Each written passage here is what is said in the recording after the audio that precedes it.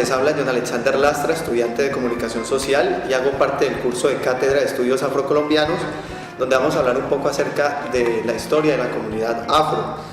Para ello me acompañan tres panelistas, entre ellos el señor Johnny Cabezas, ingeniero ambiental de la Universidad Nacional, con especialización en gerencia en instituciones educativas y presidente del Consejo de la Comunidad Negra en Palmira. También nos acompaña Carlos Quiñones, estudiante de Derecho de la Universidad Santiago de Cali, y también hace parte de una organización llamada Pacífico Vivo en la ciudad de Palmira.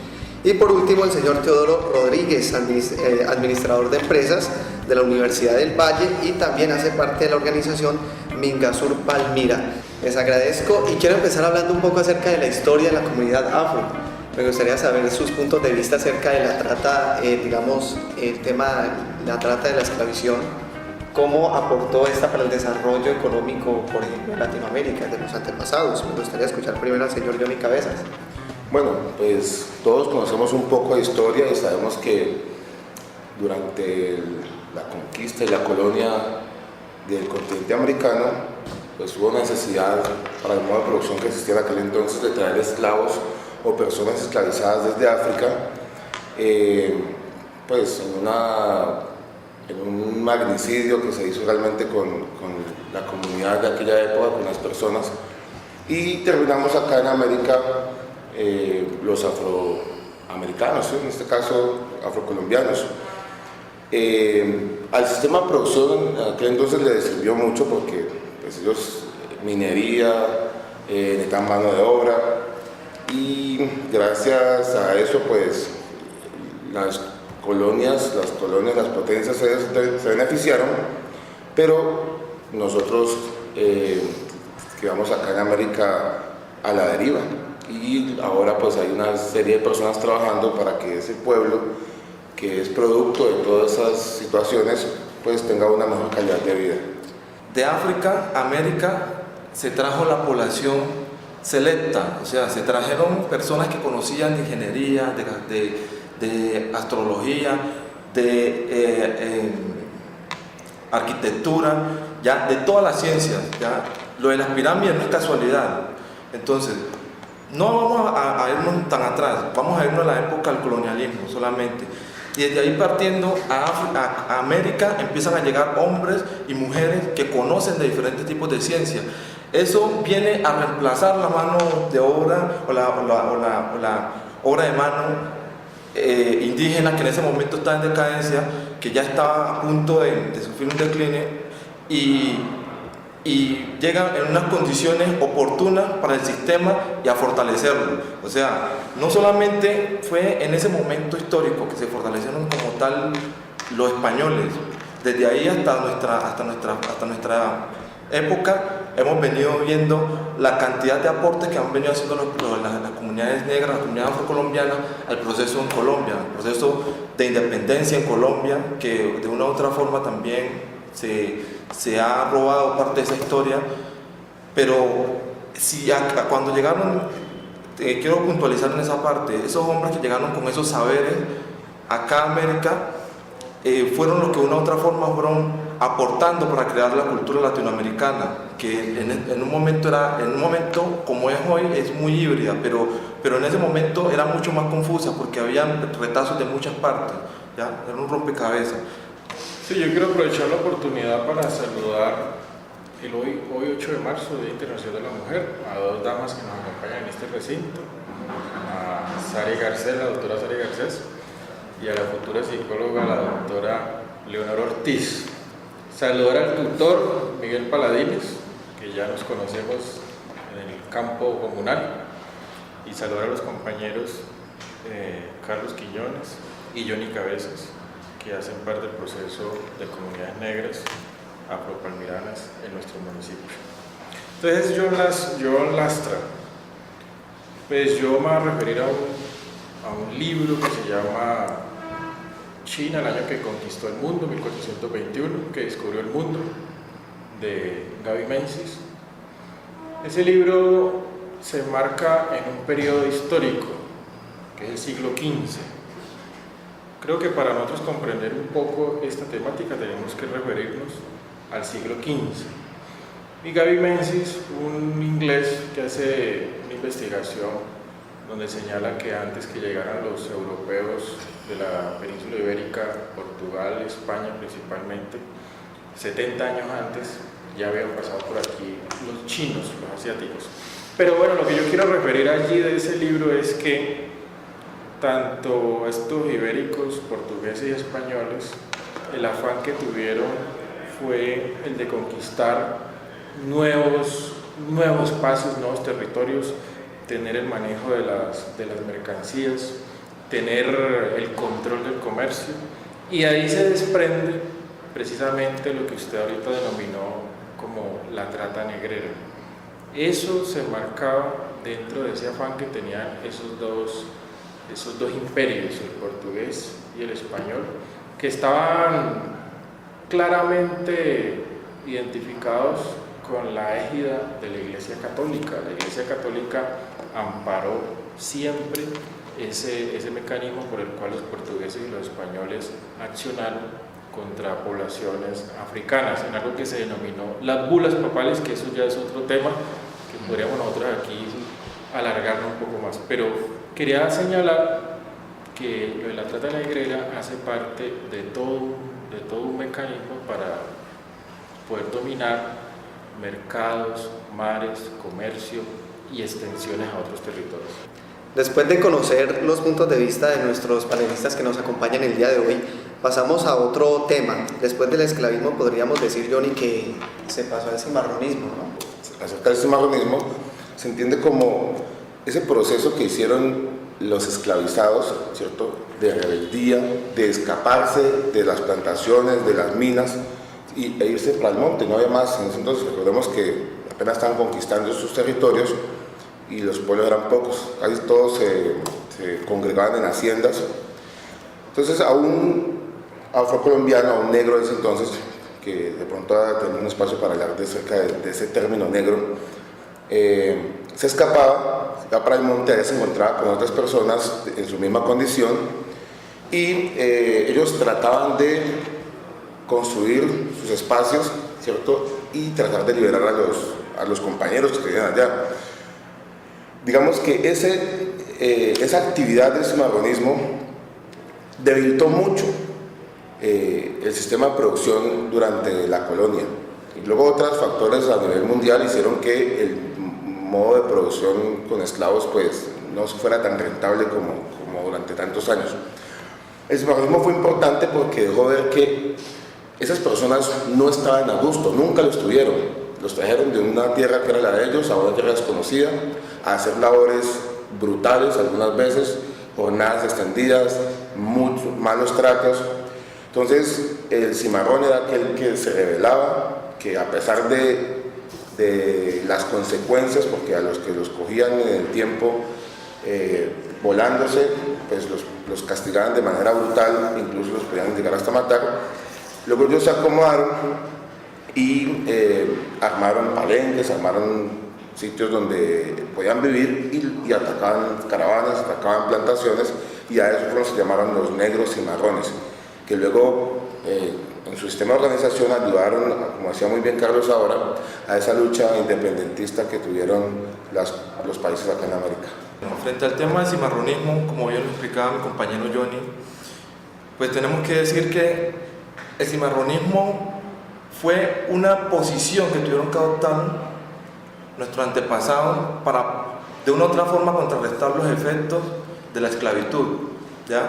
Al formar los palenques o los quilombos en un momento también, tengo que puntualizar en esa parte, y es que eran verdaderos espacios de construcción política, cultural y social, ¿ya? Eran espacios donde se formaba la gente para que pudieran tener herramientas para poder salir al tema de defender como tal los derechos que estaban siendo vulnerados. Entonces, quiero puntualizar porque en ese tema, hablar, digamos, del cimarronismo, tenemos que hablar de muchos casos, de muchos procesos.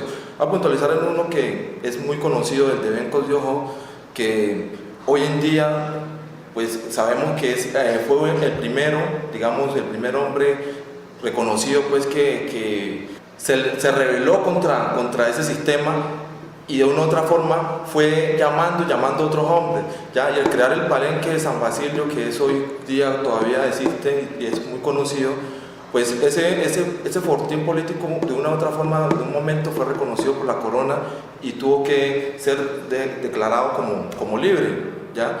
Y así se fueron creando otros palenques, el de Rosa María, el de Sierra María, en los altos de las montañas también en Montería y todo eso, que la compañera Huigua, hay muchos casos de cimarrones en esa época, pero digamos, Tomás quería puntualizar en ese caso de Benco Biojón. Para explicar qué es cimarronismo tendremos que primero decir qué es un cimarrón. Y el cimarrón fue un adjetivo, un calificativo que adoptó el español precisamente contra ese hombre, esa mujer esclava, en el sentido de que para el español cimarrón significaba un animal silvestre. Eso era para un español el término de cimarrón. Es decir, que el español estaba asemejando a aquel hombre y a aquella mujer negra que estaba sometida a la esclavitud como un animal que volvía a ser silvestre. Después de haber sido domesticado para la esclavitud, la ignominiosa esclavitud, con el cimarronismo el español significaba que volvía a su estado silvestre. Bueno, pero el cimarronismo para el hombre y la mujer negra significó mucho más. Significó, como dicen los compañeros Johnny Cabezas y Carlos Quiñones, significó un proceso por el medio del cual podían ellos alcanzar la anhelada libertad. Fue un proceso libertario. O sea, aquí nosotros hemos hablado muchas veces de que hubo unos grandes próceres que fueron los libertadores, pero mucho antes que ellos, hombres y mujeres negras, iniciaron el proceso libertario, el verdadero y auténtico proceso libertario. Y ese cimarronismo se marca ya, hablando de un periodo histórico, al siglo XVI. Muy bien lo señalaba Carlos Quiñones cuando hablaba de Benco Bió, que Benco Bió, el príncipe Bencos, es el representante más significativo de ese proceso libertario que se dio en toda América, que se emuló en Panamá, que se emuló en Brasil y en muchos otros espacios de lo que hoy conocemos como la América Latina. Después de conocer los puntos de vista de los tres invitados, Johnny y Carlos nombraron un término importante, que el tema palenque. Para la gente, expliquémosle un poco de qué se trata. ¿Qué es palenque? Johnny. Bueno, es sencillo realmente. Un palenque era la construcción, como muy bien dijo Carlos, pues en ese entonces construían con madera que salían del bosque, de la selva, nuestras hermosas y biodiversas selvas, empalizadas, ¿cierto? Donde armaban su fortín, su fortaleza, por decirlo así, que los protegía de los animales salvajes y también les permitía un espacio para vivir, donde organizarse, donde tener sus reuniones y por qué no también cómo defenderse de cuando venían los esclavistas a tratar de recapturarlos. Un palenque pues, está armado pues, por maderas, árboles, algunos con chuzos, como estilo fortalezas medievales. Y eso realmente pues, fueron evolucionando y ahora tenemos, como bien mencionó también Carlos, a San Basilio, que es un pueblo, ¿cierto? Ya no tendrá tantas fronteras de palos y maderas, pero simbolizó esos primeros pueblos libres acá en nuestra querida América. Simplemente podría agregar que nos faltó a la descripción que hacía un momento desde el punto de vista de la formación cultural que se daba allá. También se establecían los parámetros militares, ¿ya? Que eso fue algo que se nos olvidó, porque allá se creaban las estrategias para poder contraatacar las caravanas y las diferentes iniciativas que tenían la corona, y ese saboteo de una u otra forma, esa forma, digamos, de interrumpir, ese hostigamiento a todas las actividades que hacía la corona, fue también creando la posibilidad en otros que dijeran, bueno, es que si allá hay gente que está haciéndolo, también nosotros podemos hacerlo. Entonces ya no solamente el palenque simbolizaba una fuerza externa, sino que también simbolizaba una fuerza interna. Al decirle a los demás, vea, es que acá estamos reunidos y ustedes pueden venir en cualquier momento. Entonces, adentro de los nacimientos donde estaba la población esclavizada, también se formó revoluciones, ¿ya? O sea, podían mandar una persona que llevara el mensaje y esa persona después se volvía y decía cuántos estaban allá, cuántos habían organizado para poder de una u otra forma liberarlos, ¿ya? Y ese proceso pues se daba al interior de los palenques. Un palenque era un espacio de refugio para aquellos hombres y mujeres negros que estaban buscando la libertad a través del cimarronismo. Y como espacio de refugio, pues tenían que ellos adaptar unas condiciones precisamente para que el español no tuviera fácil alcance para recapturarlos. O sea que hablamos de palenque, hablamos de un espacio donde se resguardaban aquellos hombres y mujeres que estaban liberando a través del cimarronismo de la ignominiosa esclavitud.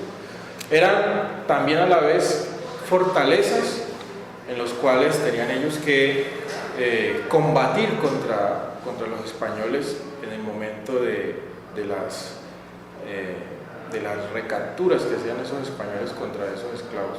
Entonces eran espacios que no eran de muy fácil acceso para los españoles.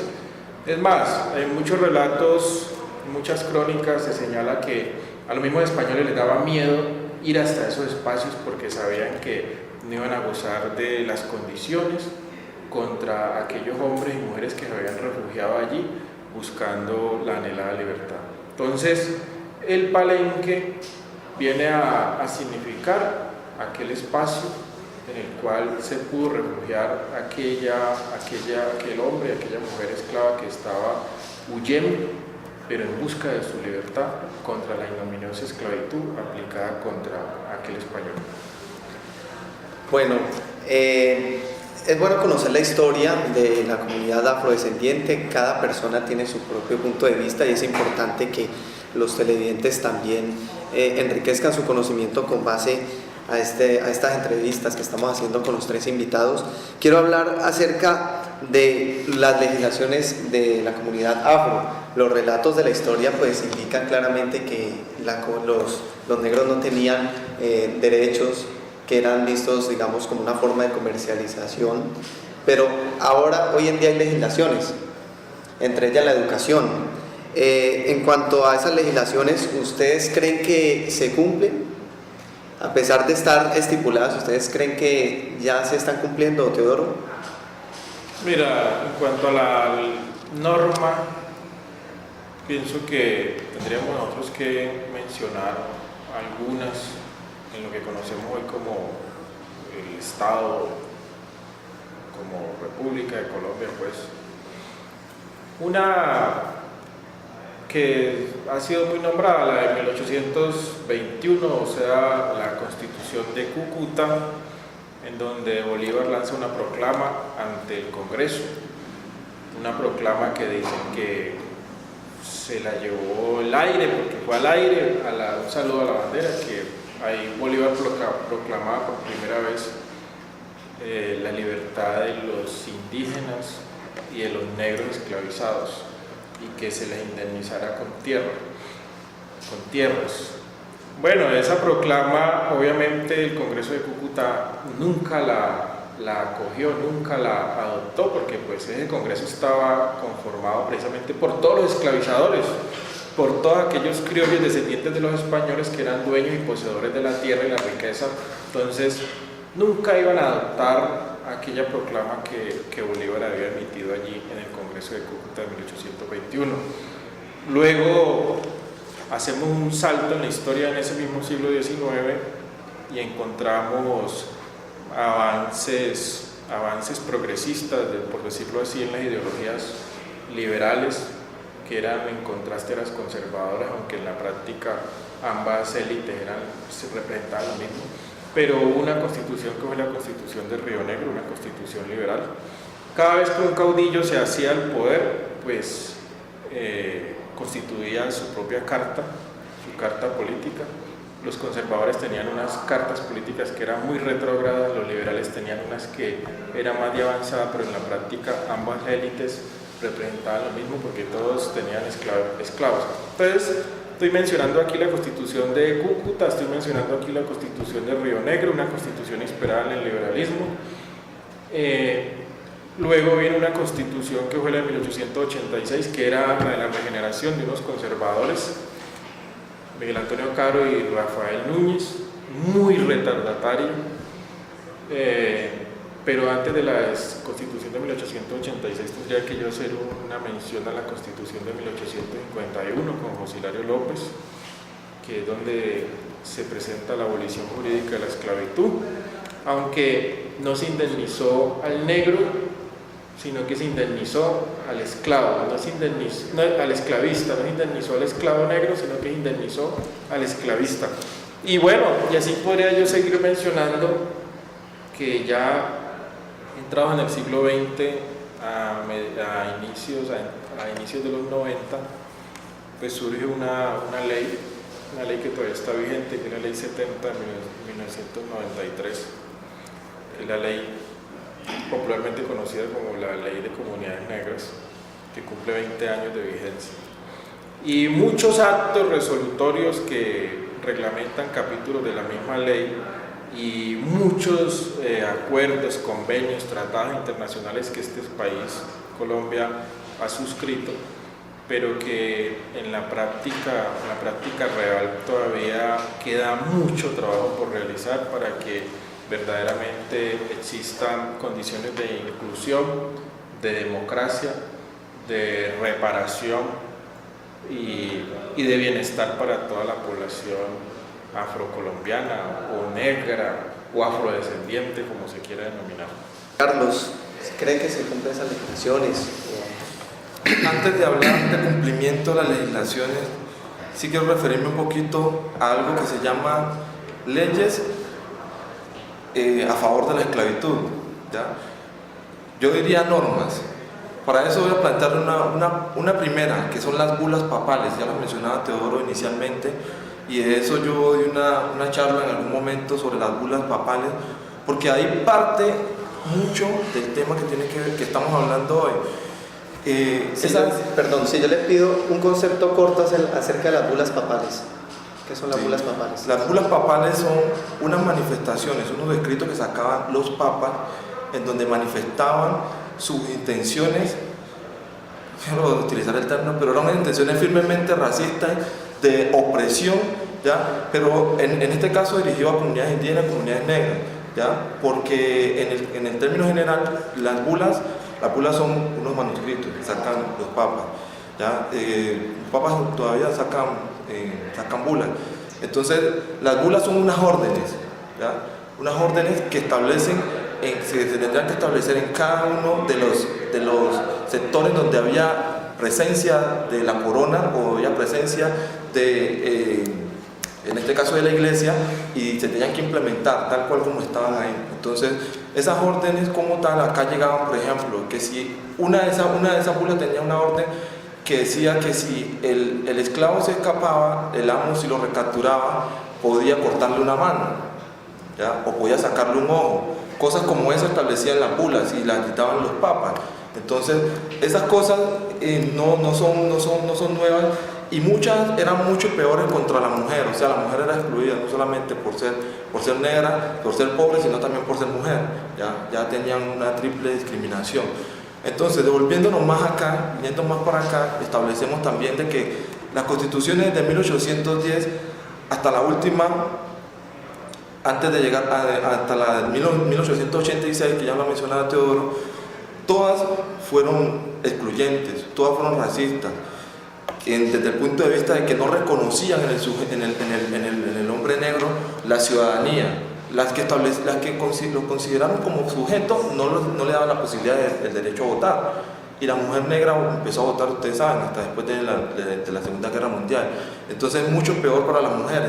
Entonces, hablando de todas esas constituciones, solamente a partir de 1953, que se da el proceso de abolición legal de la esclavitud, esclavos que se dan 1851, perdón. Pero aunque se den en ese momento histórico, solo a partir de 10 años en adelante, digamos que empezó a regir. ¿Por qué? Porque establecieron una trabita que decía que hijo de esclavo nacía esclavo, y eso daba por 15 años más, o sea, todos los de ahí en adelante iban a seguir siendo esclavos.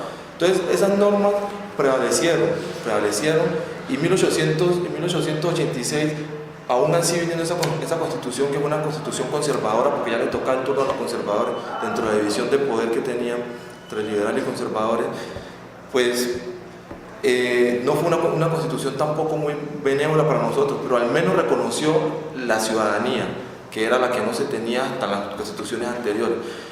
Ya Teodoro planteaba una normatividad que era la Ley 70, es muy conocida, la Ley 70 de 1993, pero también tenemos otra, como lo establece también la Ley 115, que es una ley de educación general, pero que establece en el artículo, si no me equivoco, es en el artículo 32, el tema de la educación, el enfoque diferencial se empieza a aplicar. Una norma que es muy importante reconocer, aparte de los temas de los tratados internacionales, es la Ley 21 de 1991, que establece y aplica el enfoque diferencial en toda la normatividad colombiana. O sea que el enfoque diferencial ya no va a ser solamente a partir de la creación de una norma, sino en todos los temas que tienen que ver con el Estado, porque se vuelve transversal. Pero hablando de cumplimiento como tal de esa norma, si hacemos un sondeo por el panorama colombiano, la mayoría están en mora, ya la mayoría está en mora. Aquí se creó el tema de créditos condonables para comunidades negras. Aún no hay una aplicación general, si vamos a decir que con eso se está pagando la deuda que se tiene con los afrocolombianos, yo creo que el Estado está orinando fuera del tiesto, válgame la expresión, porque con eso no se va a pagar la deuda que se tiene. ¿Ya? Nomás ir a Timbiquí, ir a Raposo, a Cajambra, los ríos de nuestra gente, y mirar la situación. Yo que viví y nací en Buenaventura, no vi clases de sistema. Ahora dígame los de los ríos que ven clases con un computador de cartón. Entonces la competencia, cuando se habla de enfoque diferencial y hablar de competencia, ya de decir, póngame a usted que estudió acá en Palmira o en un colegio donde le enseñaban todos sus sistemas, le enseñaban diferentes cosas que permitían poderse mover en este medio, en este sistema, pues era mucho más fácil. Para mí iba a ser muy difícil venir de la universidad, llegar de Buenaventura a estudiar a la universidad y no saber el sistema. Entonces, incumplimiento de normas, yo creo que en la mayoría no se ha cumplido el objetivo, y vamos a ver unos avances de eso cuando se ve ahorita en el 2015 una de las primeras reuniones que se va a dar sobre el tema de disminución de la pobreza extrema en Colombia. De eso va a haber una reunión en el 2015 donde van a estar los presidentes, y vamos a ver cuál va a ser el porcentaje que va a establecer el presidente desde el punto de vista del enfoque diferencial. Listo, muchas gracias. Ahora vamos con Johnny Cabezas, su concepto. Vale, John, muchas gracias. Bien, los compañeros han hablado, Teodoro, por ejemplo, es conocedor muy bien de la historia. Carlos también nos han dado muchas apreciaciones acerca de cómo está enmarcado el problema que tenemos con respecto a la legislación. Yo quiero, digamos, tratar un aspecto un poco diferente.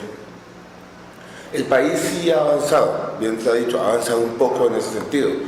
Lo que pasa es que la situación que tenemos los afros en Colombia, a veces la ley contempla lo que enfoque diferencial, acción afirmativa, ¿cierto? Pero muchas veces los mismos colombianos no entendemos o no se entiende por qué al pueblo afro hay que tratarlo de una manera especial.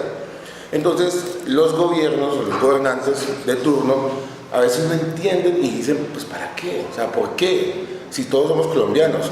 Claro, todos somos colombianos. Lo que pasa es que si nos devolvemos un poco a la historia y vemos que cuando se abolió la esclavitud jurídicamente, primero había unas personas que estaban en el monte como cimarrones con unas condiciones muy precarias para vivir.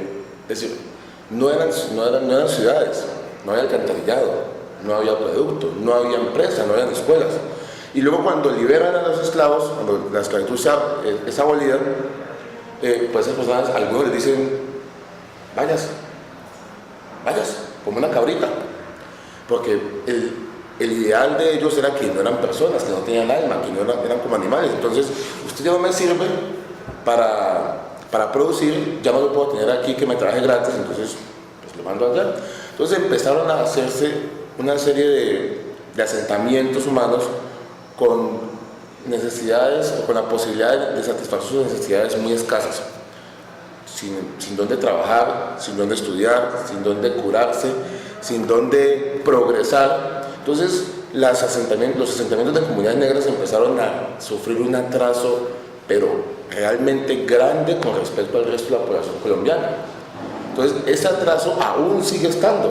Entonces el Estado, a partir de la Constitución del 91, pues algunas personas un poco más visionarias y que entendemos que esto es, la verdad es que hay que hacer algo por todas las personas, dice, bueno, obviamente no es que lo entendieran así, sino que es que las luchas, que de pronto esto no lo hemos mencionado, esto no ha sido fácil y ha habido muchas personas que han dejado la piel, la vida, para poder que nosotros ahora podamos estar sentados aquí con usted, contándole a los colombianos cómo funciona el sistema de los afrocolombianos. El caso es que las luchas han permitido esas leyes, que lo único que tratan de hacer es emparejar un poco esa desigualdad tan grande. Entonces tienen que ver, por ejemplo, con la educación o con el acceso a ciertos beneficios que tiene el Estado para poblaciones que no gozan o que de otra manera no podrían. Por ejemplo, las universidades tienen unos cupos especiales para los afrocolombianos. Y alguien dice, pero ¿por qué tienen que dar el cupo a ellos? Digo, pero es que mire, como muy bien decía Carlos, un pelado que estudió por allá en un río donde el profesor iba más o menos cuando podía, ¿cierto? El día que había creciente, el día que había derrumbe, no había educación, donde no hay electricidad, donde se estudia a punta de vela, con unas cartillas viejísimas. ¿Cómo va a compararse con uno que estudia acá en la ciudad, en condiciones pobres, sí, pero igual con el acceso a todo lo moderno? El acceso a la televisión, el acceso a los medios, el acceso a la prensa, el acceso a ver lo que está pasando en el país, ¿cierto? Presenta un ICFES, porque las universidades públicas se hacen con el ICFES, porque ahora ya se llaman pruebas saber. Este pobre muchacho, pues no quiero que me suene como despectivo, sino un muchacho de allá del campo, de allá de los ríos, de las veredas, ¿qué posibilidades reales tiene de sacar un ICFES que le permita competir con la gente de la ciudad? Muy pocas posibilidades. Tendría que ser un genio, como han aparecido algunas personas que han logrado salir. Entonces es allí donde es necesario establecer mecanismos que le permitan a la comunidad afrocolombiana tratar de emparejarse, ¿cierto? O tratar de tener, pues no una ventaja, sino algo que le permita por lo menos aspirar a competir en condiciones más o menos iguales. Entonces la legislación ha apuntado hacia ese sentido, sin embargo es muy poca la que se cumple. A veces en el papel la ley es una y lo que realmente pasa es otra, el desconocimiento. Por eso realmente aparecen organizaciones de comunidades afro, ¿cierto? Donde personas que sienten esto, que sienten la necesidad de hacer algo por el pueblo, por sus compañeros, por ellos mismos, por sus familias, pues se empiezan a agrupar y empiezan a ver cómo es que nos vamos a ayudar, qué vamos a hacer nosotros a la hora de tratar de establecer que el pueblo afro pueda salir adelante. Entonces empieza la lucha por cambiar la ideología del colombiano del común. Todavía se piensa desde la colonia y la conquista, se pensaba que el negro, que la persona negra era menos, ¿cierto? Era menos que otro. Todavía se ven esos discursos. Entonces ahora la lucha es tratar de demostrar que es que nosotros no somos menos que nadie, tampoco pretendemos ser más, que nos tengan en cuenta nuestras capacidades, ¿cierto? Pero el hecho de que porque usted tenga la piel oscura no lo descarten. Esas son luchas que se vienen dando y que son muy fuertes, que aún están de manera incipiente porque concientizar o concienciar, como decía el profesor Superó alguna vez, concienciar a las personas de eso es difícil. Cambiar estigmas, cambiar paradigmas, cambiar criterios arraigados de crianza, tanto en la población mestiza como en la misma población afro. Mi mamá me decía alguna vez, yo tenía 5 o 6 años, a los blancos no se les mira la cara. Entonces, a ellos la criaron así, ¿sí me entiende? Entonces, a veces esos modelos que han venido reproduciéndose hacen que no sea fácil para muchas personas tratar de salir adelante. Yo ahora soy una persona que, gracias a Dios, he tenido la oportunidad de relacionarme con muchos y, digamos, soy capaz de establecer una conversación con cualquier persona. Me he podido superar. Sin embargo, esas son excepciones. Aquí estamos un grupo de personas que somos excepciones. Todavía falta mucho por hacer por la gran mayoría de los afrocolombianos que necesitan de espacios como estos, ¿cierto? Y muchos otros espacios para que esta Colombia se vuelva mucho más diversa de lo que es, pero es diversa, pero que aceptemos esas diferencias, que valoremos esa herencia que tenemos nosotros. Realmente pues uno se emociona cuando empieza a hablar de estos temas y se toma la palabra. Tranquilo. Después le ofrezco pues a los compañeros, pero yo sé que ellos sienten lo mismo que yo estoy diciendo y seguramente los que están escuchando también. Este cuento de la afrocolombianidad y el trabajar por el pueblo afro es bonito y aunque también es bastante frustrante. No siempre es color de rosa las cosas. Organizar personas que han venido estando en diferentes situaciones es difícil. Hay gente que tiene mucho resentimiento, hay gente que trata y porque el gobernante del turno simplemente no lo ve así, trata de boicotear los procesos. Entonces, pues allí vamos. La legislación está, ahí hemos ido avanzando, pero pues hay muchos aspectos que todavía hacen falta. Bueno, Carlos hablaba un poco de la educación, la importancia de la educación, Johnny, de la equidad social. Me parece importante, para construir una sociedad, lógicamente necesitamos una óptima educación. Yo quiero preguntarles a ustedes sobre el tema del artículo 32 de la ley 115 que hablaba Carlos Quiñones, alusivo a la etnoeducación. ¿Ustedes creen que la Cátedra de Estudios Afrodescendientes le aporta a la etnoeducación? Carlos. Bueno, cuando se planteó el debate para hablar sobre la Cátedra de Estudios Afrocolombianos, se decía de que fuera transversal a todo el sistema de educación, o sea, que no fuera una asignatura y que el resto de asignaturas seguían hablando de la misma historia mal contada, ¿ya? Entonces el profesor de historia iba y hablaba de la historia tradicional, de la que conocemos, de que Bolívar fue el libertador, de que tal, y todo este cuento que nos han metido, pero el profesor de educación iba y le echaba otro cuento al pelado, entonces el pelado no había a quien creerle. El profesor de sociales, de matemáticas, iban a hablar de autores de teóricos, en su mayoría, que normalmente tienen conocimiento desde el punto de vista eurocéntrico, pero nada de aporte afrocéntrico, ¿ya? Hablando ya desde el punto de vista que pues aquí no vamos a establecer un mecanismo radical para hablar de afrocentrismo y eurocentrismo, pero sí de que se tuvieran en cuenta que hay autores negros, hay personas negras que han incidido en la ciencia, en la economía y en diferentes áreas del conocimiento y no se tienen en cuenta a la hora de citarlos. O sea, no son objeto de estudio, ni son objeto de debate, ni objeto de implementación dentro de las asignaturas, porque ese conocimiento tradicional es el que tienen la mayoría de nuestros profesores.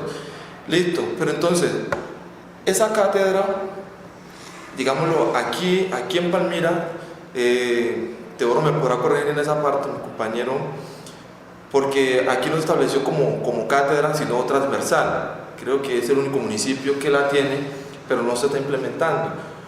Aquí también hay unas plazas de educación, creo que eran 72 plazas que se pelearon y quedaron estipuladas dentro de el personal que tenía que ser contratado, y de esas solamente quedaron aprobadas 22, o sea que las 50 se perdieron, o sea que vamos a tener solamente 22 educadores en el municipio, ¿ya?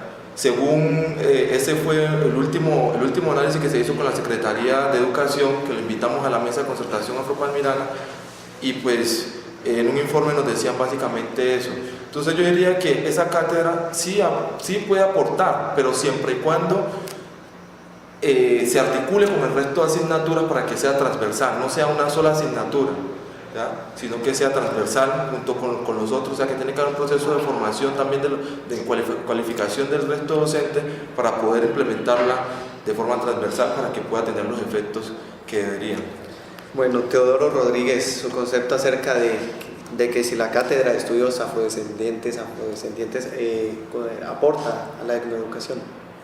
Sí, refiriéndonos a ese tema, pienso que sí ha habido avance. Antes, por ejemplo, por señalar un ejemplo muy sencillo, casi siempre el 21 de mayo en las instituciones educativas, escuelas y colegios, las profesoras del área de sociales conmemoraban esa fecha, que es el día de la abolición jurídica de la esclavitud, que después lo llamaron eufemísticamente el día de la procolonialidad.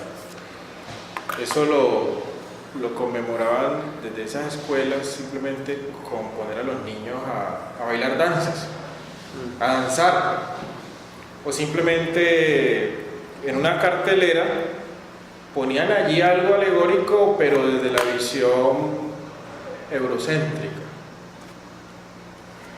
Pienso que con la aplicación, que no es esa aplicación de la educación, la misma Cátedra de Estudios Afrocolombianos, no ha sido atribuida a los gobiernos de turno, sino que hace parte de la construcción de los procesos sociales de las comunidades negras por reivindicar y hacer valer la existencia de una población que ha aportado al desarrollo social y cultural de un país, de una nación.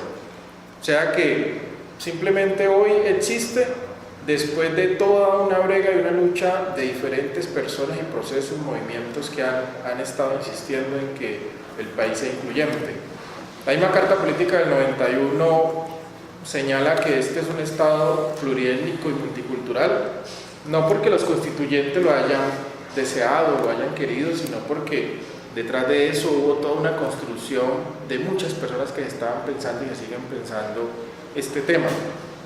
Entonces, la etnoeducación, si mal no estoy, en el artículo 55 de la Ley General de Educación, ahí señalan ese capítulo, o esa parte de la etnoeducación, que es para los indígenas, basado en su cosmovisión, en su cosmogonía, y también para los afrodescendientes, basado en su cosmovisión y su cosmogonía. Pero ¿qué pasa?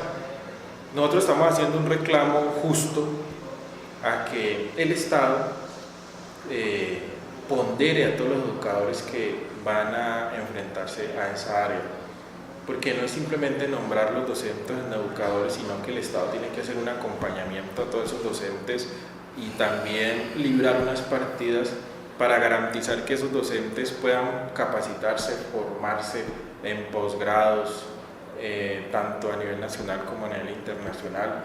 Ir, por ejemplo, ya que estamos aquí en el continente suramericano, ir a Salvador de Bahía, que todos esos docentes educadores vayan y hagan sus doctorados, sus maestrías, y lo hagan de una forma asertiva, que vayan a Estados Unidos, donde el proceso de los derechos civiles tiene un gran reconocimiento a nivel mundial, y que vayan allá y se formen. Pero simplemente hoy el Estado está abriendo un concurso a través de la Comisión Nacional del Servicio Civil, un concurso al cual accede todo el mundo, sea pertinente del área o no. Por ejemplo, yo sé que la Universidad Nacional Abierta a Distancia es de las pocas en Colombia que tiene la licenciatura en educación. Creo que después le sigue la Universidad del Cauca y para de contar. Entonces, está bien que llamen a todo el mundo a concursar, pero luego no los dejen únicamente con el apelativo de que son educadores, pero no profundizan en el conocimiento de estas temáticas. Yo sé que hay muchos profesionales que han hecho su empeño en ir profundizando, ir conociendo, ir ahondando más en estos temas, porque es que en una sociedad el factor humano que pesa y vale más es el del infante. Si nosotros logramos construir un infante, un niño, una niña, con unos principios, unos valores, un conocimiento propio de su historia, de su cultura, tendremos más adelante un gran acumulado para lograr que el país avance y se desarrolle. Pero si nosotros desde esa base no enfocamos ese trabajo, y si por ejemplo nosotros accedemos a unos educadores, no estoy haciendo la crítica a todos, pero sí hay unos que están haciendo quedar muy mal ese proceso. Si nosotros dejamos que simplemente accedan basado en el concurso, pero no profundizan ni se amplía la base de conocimiento para que esos niños y esas niñas accedan a una información, a una formación asertiva, no estaremos cumpliendo el objetivo. Pero pienso que mi reclamo va a que el Estado no solamente debe dejar mencionado en la Ley General de Educación esa parte que dice que en la educación se aplicará la educación, sino que el Estado tiene que apropiar unas partidas, unos recursos lo bastante significativos para que todos sus maestros y maestras puedan acceder a experiencias nacionales e internacionales, puedan formarse, pero con el acompañamiento del Estado, y que los grandes beneficiados sean los niños, las niñas y sus padres de familia. Porque bien han dicho aquí experiencias de cómo hoy en esta sociedad, a pesar de que estamos en el siglo XXI, todavía existe una manera muy solapada, muy sutil, la discriminación y el racismo. A pesar de que eso ya ha sido discutido en la Organización de Naciones Unidas y hay acuerdos, hay convenios internacionales que han suscrito países como Colombia, la sociedad hoy sigue siendo solapada en ese tema, sigue siendo racista, sigue siendo excluyente, sigue siendo marginadora, sigue siendo discriminatoria. Y entonces, ¿cuál es el producto de un maestro en un colegio o una escuela cuando la profesora o el profesor sigue diciéndole al niño morochito, negrito, vení para acá, vení, anda para allá? Entonces, ¿cuál es la construcción?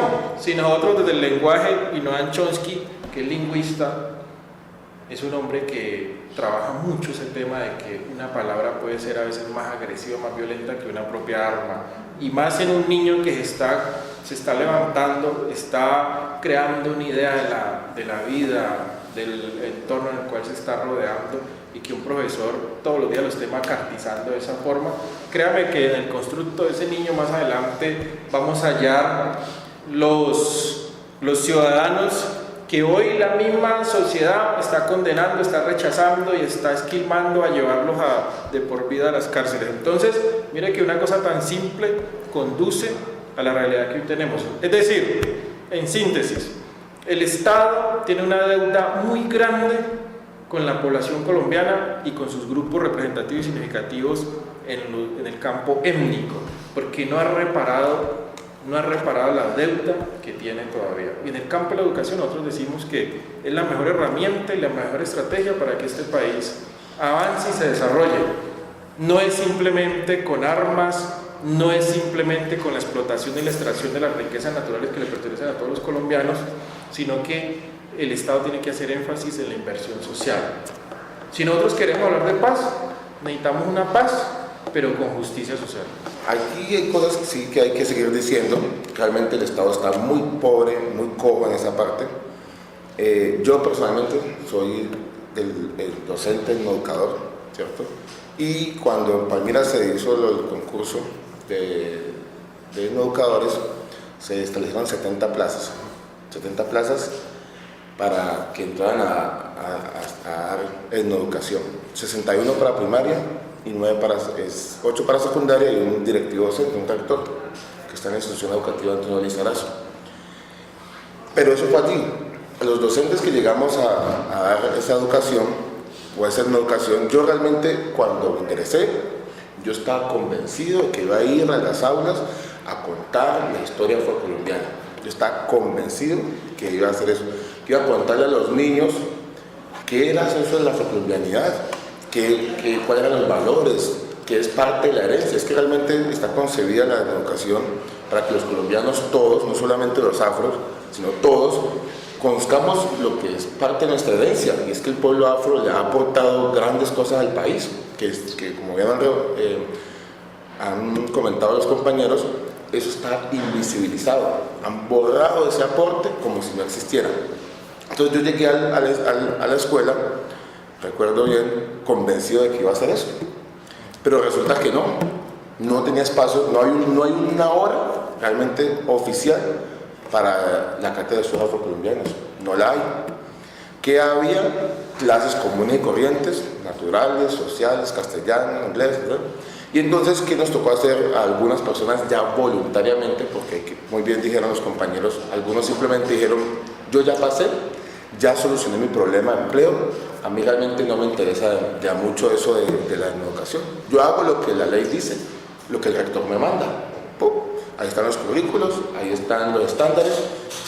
Entonces, con algunos compañeros tratamos de establecer como unos proyectos transversales en la institución Jarolero, en la institución Andrés Lizarazo. Hemos avanzado en esa parte. Hay otros compañeros locales que también han hecho de a poco. Y lo que se hace ahora es contarle al estudiante, sí, dentro de la hora de sociales, porque realmente no hay una hora curricular, ¿cierto?, semanal para eso, pero dentro del área de sociales se logró establecer aquí en Palmira. Eso fue un proceso también complejo, ¿cierto?, pero al final se dice del abogado del sombrero, y en Palmira hay un espacio, dice, en todas las instituciones educativas de Palmira, públicas y privadas, se debe dar la cátedra de estudios afrocolombianos. Que se cumple o no, eso es como en toda la ley. Realmente no tenemos, digamos, los medios para ir detrás de cada docente para ver si está cumpliendo o no, pero eso es, como decía bien Teodoro, es un avance en el que estamos. Falta muchísimo, y porque es que a hoy 8 de marzo de 2014, sigue siendo voluntario, a discreción del educador. Si él lo quiere hacer, lo hace; si no, pasa y no pasa nada, o sea, pasa derecho. No se dictó la hora, no se dieron los temas. Alguna vez alguien dijo, bueno, ¿y yo para qué voy a quitarle una hora a sociales que me le evalúa el ICFES para dar unos temas que no le evalúa el ICFES? Entonces, mire que la construcción es fuerte, es profunda, hay muchas cosas que hay que tener en cuenta a la hora de entrar a las instituciones educativas, porque se ha hecho de manera improvisada a la carrera, tratando de apaciguar ánimos caldeados, o tratando de darle contentillo, por así decirlo, a un pueblo que viene luchando y peleando fuertemente, pero que no ha sido suficiente. Pero vamos avanzando. Con respecto a las plazas, yo sé que hay cerca de 40 docentes que están dictando sus horas de educación, y el concurso nuevo está llenando unas plazas que hayan quedado vacantes porque en el primer concurso no se ocuparon. Entonces ahora en este momento hay un concurso abierto que está en pleno desarrollo, una convocatoria de la comisión, y van a entrar nuevos educadores a las instituciones educativas. Desafortunadamente, pues ellos también se van a encontrar con lo mismo que me encontré yo. Les van a dar una carga, ¿cierto?, de 25 horas de sesión de primaria o de 22 horas de sesión de bachillerato, donde no va a decir usted, estas son sus horas de educación. Eso no lo va a decir. Le van a dar en religión, en artística, para los de secundaria, y horas de básica primaria para los que están en los años de primero a quinto. ¿Qué nos toca hacer entonces? Pues seguir trabajando desde la parte transversal, de los proyectos transversales, seguir aportando a eso. Desafortunadamente aquí el acompañamiento, como bien dice Teodoro, es pobre y falta muchísimo.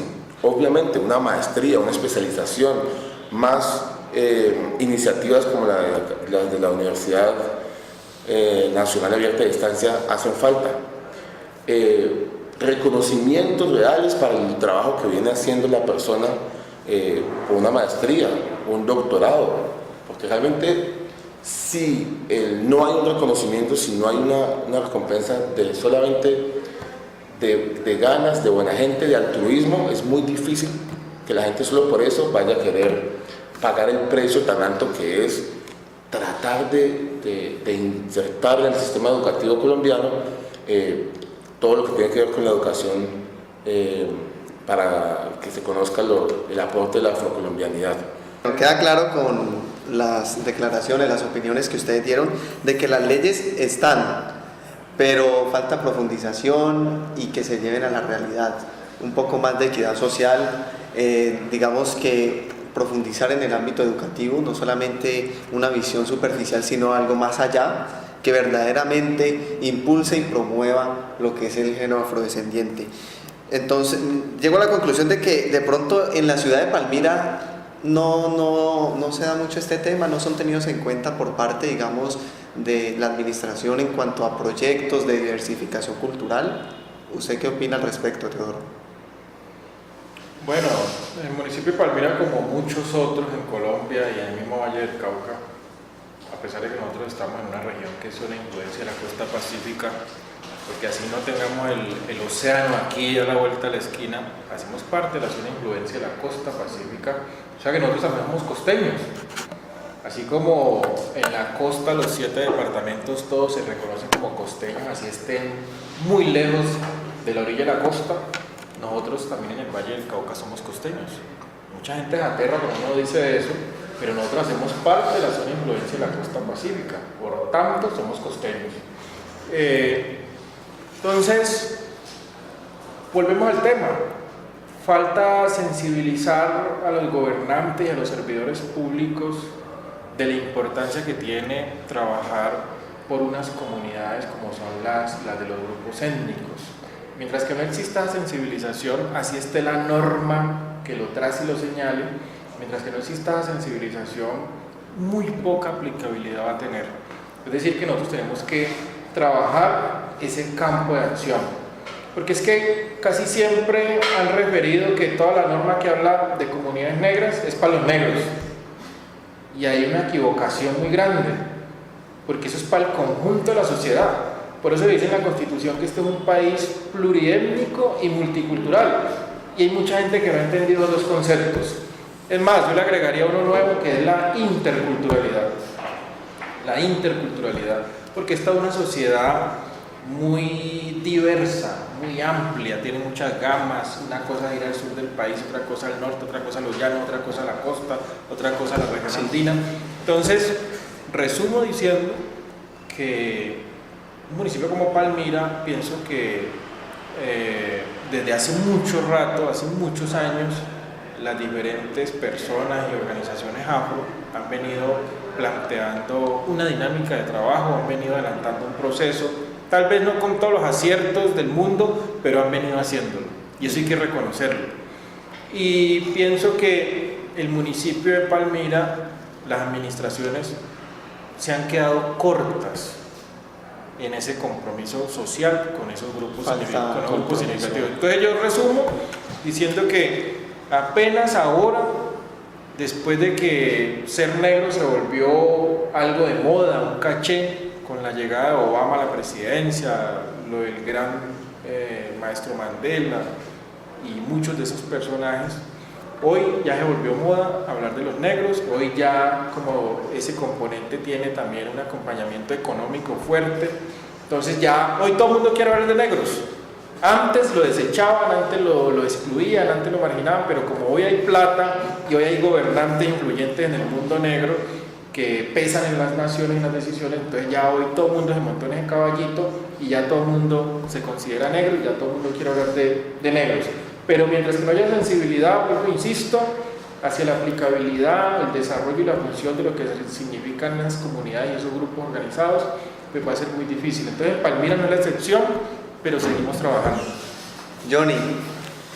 Bien, me gustaron mucho las palabras de Teodoro, yo estoy completamente de acuerdo con eso.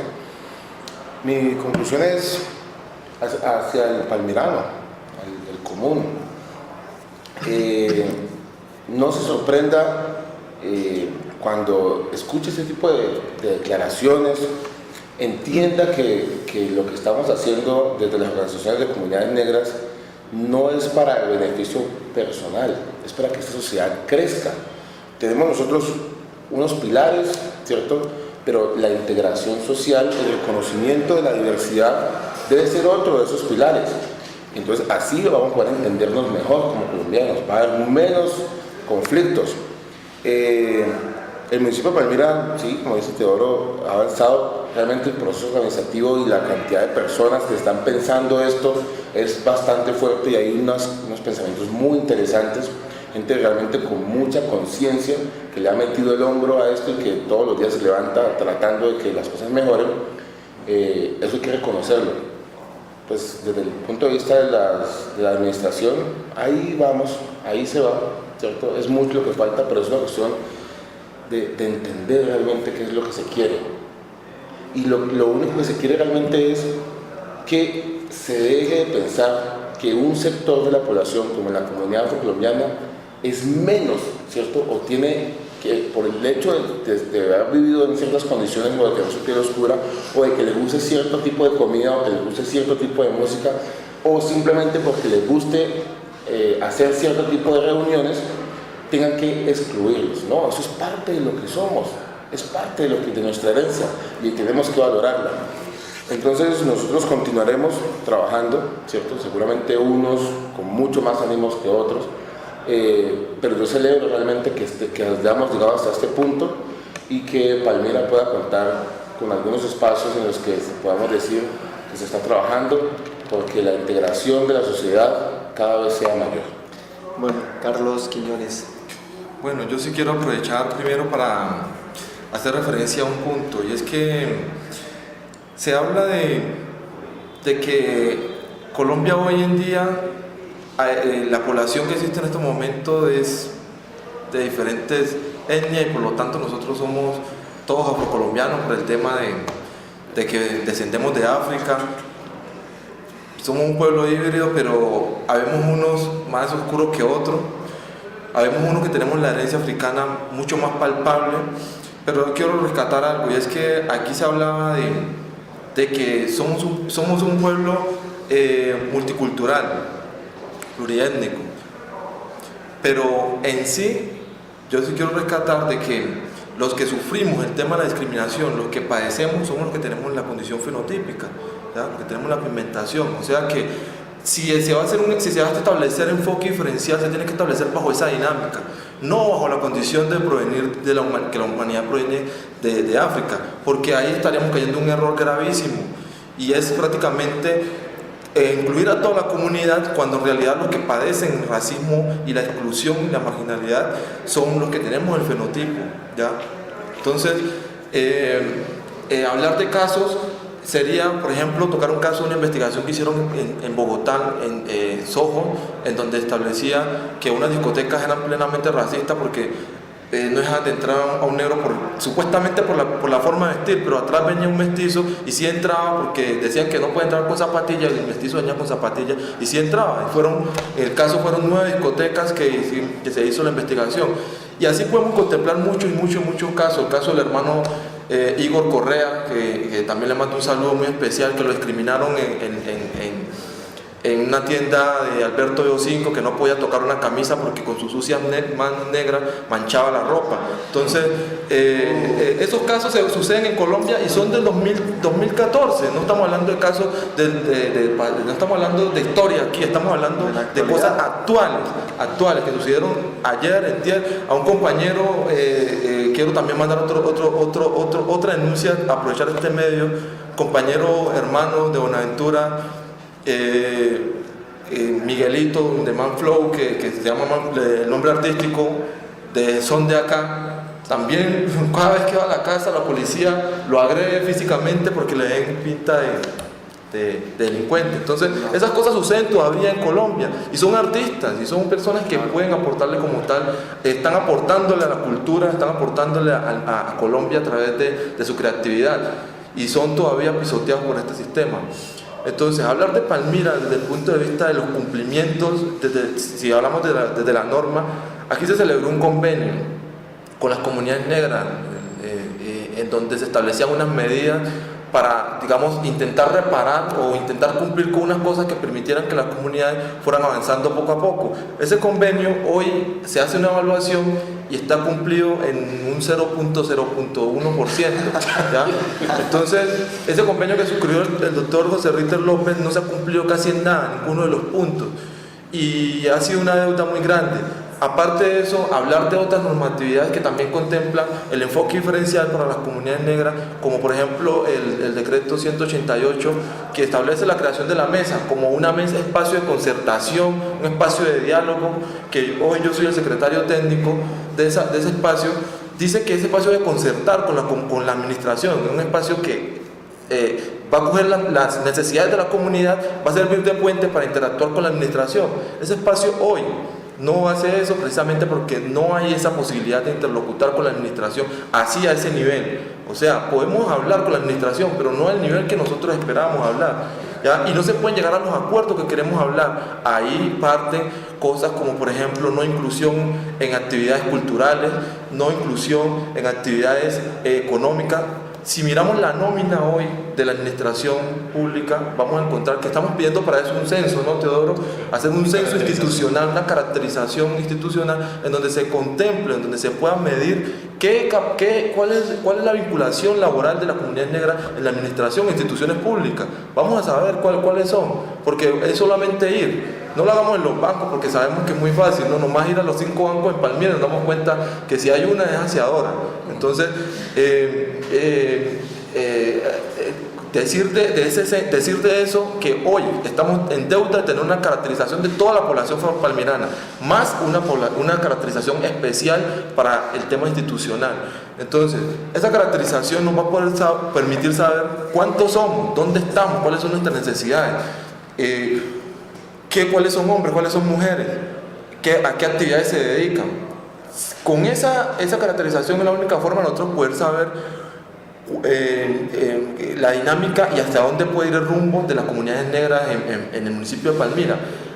Eso tampoco se ha hecho. Hoy estamos hablando de que se está haciendo una política pública con unas condiciones sin tener caracterización. Pues yo creo que no se sabe ni siquiera qué población. O sea, los que conocen la política pública saben que si usted no ha identificado la población, pues muy difícilmente va a poder hacer una política pública, porque usted no sabe cuál va a ser el problema que va a atacar en realidad. Entonces, partiendo de ahí, no voy a hablar del tema de contratación de la política pública, porque eso es otro debate, pero sí hablar del desarrollo de la política pública, y es que no va a poder hacerse una construcción de una política pública seria, incluyente, participativa y en realidad que cumpla con el objetivo de una política pública, porque no hicieron lo principal, una caracterización de la población para poder saber quiénes son, dónde están ubicados, ¿ya? Entonces, partiendo de ahí, esa política pública va cojeando.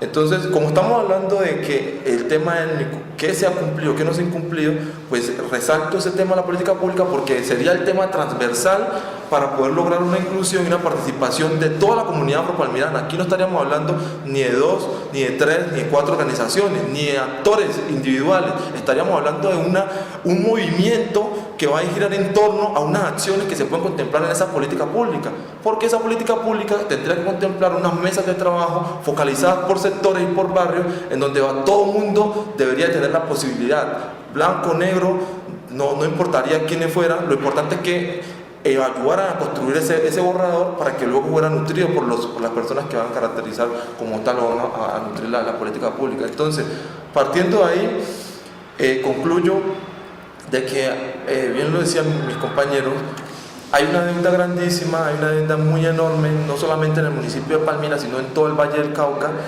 y por eso las acciones que seguimos emprendiendo, seguir participando en espacios de decisión y de diálogo, en donde las comunidades se puedan visibilizar y las problemáticas puedan de una u otra forma buscar soluciones, no va a tener fin hasta que no sintamos que vayan habiendo avances significativos en todo este tema.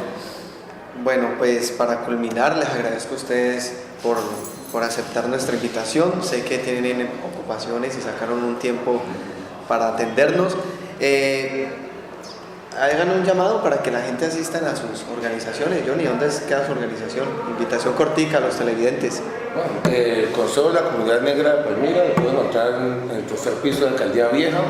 También tenemos un espacio en Facebook donde nos pueden encontrar, Consejo de la Comunidad Negra de Palmira, y allí pues podrán conocernos. Carlos, invitación. Bueno, la Fundación Pacífico Vivo en estos momentos tiene 2 espacios de ubicación. Uno es en la ciudad de Palmira, en la carrera 33, número 3338, y en la ciudad de Cali, no les doy la dirección en el momento porque estamos por pasarnos, estamos en trasteo. ¿Y Teodoro? Bueno, agradecerle a John Lastra por este espacio, a Miguel Paladines, a Leonor Ortiz, Mari Garcés, a Johnny Cabeza, a Carlos Quiñones y a la Universidad Nacional Abierta de Distancia, UNAP, por haber abierto este espacio y haber permitido que expresáramos nuestras opiniones en un tema tan sensible, tan complejo, pero tan importante para la sociedad como es el tema de las comunidades negras. La organización nuestra, Minga Sur Palmira, una organización, como el nombre lo dice, de aquí de Palmira, está ubicada en la Comuna 5. Nosotros tenemos oficina propia, calle 30-30-28. Puede usted acercarse y con mucho gusto ahí lo atenderemos, lo asesoraremos, lo acompañaremos y hasta lo llevaremos a la casa. Muchas gracias. Lo que buscamos nosotros con esto es que conocer el punto de vista de cada persona a través de la historia y de la actualidad de la comunidad afrodescendiente. Les habló John Alexander Lastra. Agradecimientos al tutor Miguel Paladines y a la compañera Leonor Ortiz. Muchas gracias, muy amables.